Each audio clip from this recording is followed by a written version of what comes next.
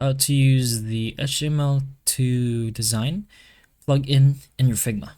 So what you're gonna do is enter your project or the work you're doing, and you gotta put in mind that doing this isn't free.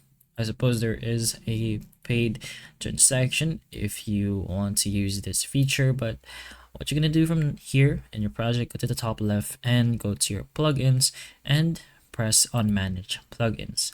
From here, you're just gonna go ahead and search for your HTML to design plugin and press on enter. You will most likely find a few options like HTML to design for teams or HTML to make design and lots of other stuff, but you don't need those. You're gonna go ahead and focus on most likely the first one that you will find. But from there, you can just go ahead and press on run.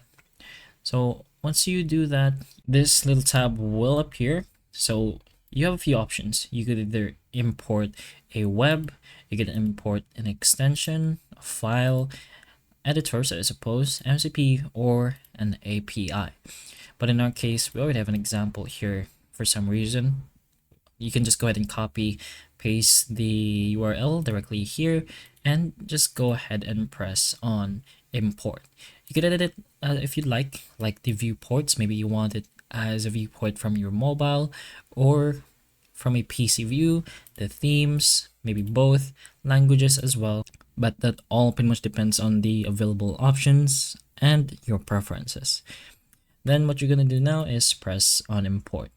There's going to be a few import options, like maybe you want an auto layout, components, and enhancements. But once you're done, you could always go ahead and press on proceed, and it will load the URL or the HTML to your design.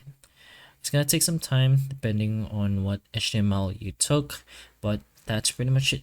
And once that's on and done, there will be a few more options. You could update or download the missing fonts, you could update the images, but that's pretty much it. That's how you do the HTML to design in your Figma. So hopefully the information of this video can help you, and if it can, please like and subscribe for more videos like this, and that's all.